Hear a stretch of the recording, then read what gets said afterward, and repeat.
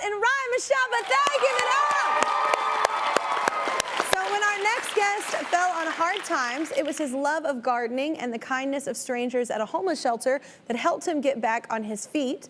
Now he's paying it forward. It's such a cool story, y'all. Growing thousands of pounds of food that he gives to strangers at shelters here in Southern California. This is what makes him a good neighbor.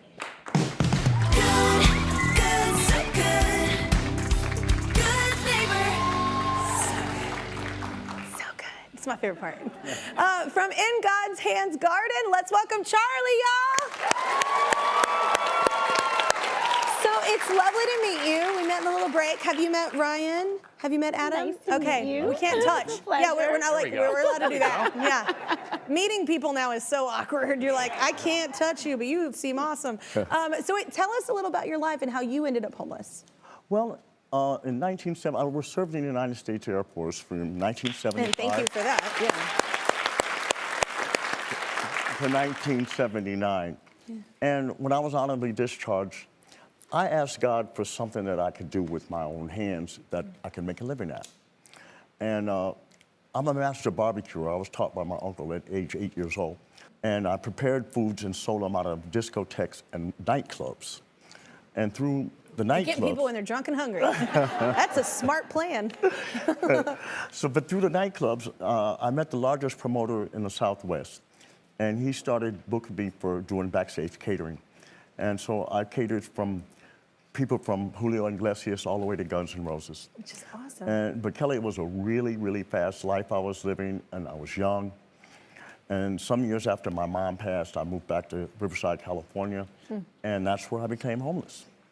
Oh gosh, so you ended up rediscovering your love of gardening from was it the first shelter that you were at? Well, yes, I moved to the Bell Shelter. No, it wasn't the first shelter. It was the third shelter. Okay. But this was the Bell Shelter in Southern California in 2014. And the administrator told me that they had a gated garden there. So I volunteered in the gated garden for a while, but I had a bigger vision and I wanted to do more. And so I asked the director, and he allowed me to occupy 1,150 square feet, pretty far back from the gated garden. And that's how the garden started. Wow. And so you ended up giving that food to the people that were at the shelter, right? That's correct. Yeah. Well, you know, those people really need it. And, you know, they come in, tore down, you know, broke it up and everything like that. And organic, healthy, you know, food helped get me back together, you know, so I thought it would help them as well. And I even brought some for you, Kelly. Oh, I love food. You would brought it. Yes! Oh my God, did you really grow all this? Yeah. What? These are my favorite. Those are beets, yes. So, okay, I'm gonna tell you right now, I grow beets in my garden. They're like half this size. I'm like, I don't know what you're doing, but I need a little tip, because my beets, I'm like, why are they so small? I don't know why they're so small, but this is such a great idea. Do you have any bigger kind of goal? Well, my goal is, you know, to hopefully expand to a 1 or 2 acre site.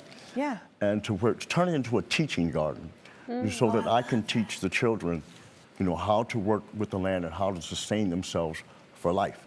Amen, yeah. How are you guys with planting? Do you garden? I know how to let things die. That is not gardening. No.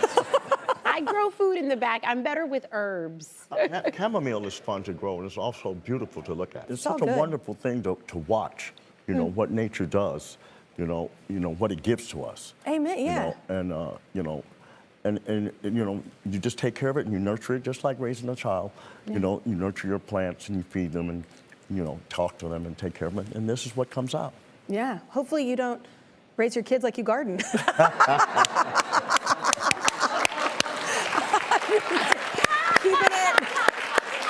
it. You're a great dad, I'm just kidding. We have the operations director for the Salvation Army Bell Shelter dialed in, so let's say hi to Aime, everybody. Hi, Aime. So Aime, can you tell us about the impact that you've seen from Charlie's work? Because I can only imagine. Definitely. So prior to Charlie starting this, we didn't have a lot of fresh greens. And now our cooks can provide a whole new level of quality food for our residents. And they definitely notice it too. So, you know, eating Charlie's vegetables gives them a different perspective of what's out there and what he's growing and where it's coming from and how it's available. The residents are super ecstatic to know also that Charlie, who was a former member, is actually growing this right across from us. So it definitely, you know, makes them excited about this. And it gives them all hope because, you know, they see Charlie and they think, well, if Charlie can do this, we can do this too. And, you know, Charlie, seeing you, you know, start this from the roots down and making this grow to what it is today has just given me, it's just inspired me also. And, you know, working with you personally has just been great, Charlie. Well, thank you, Miss Aime.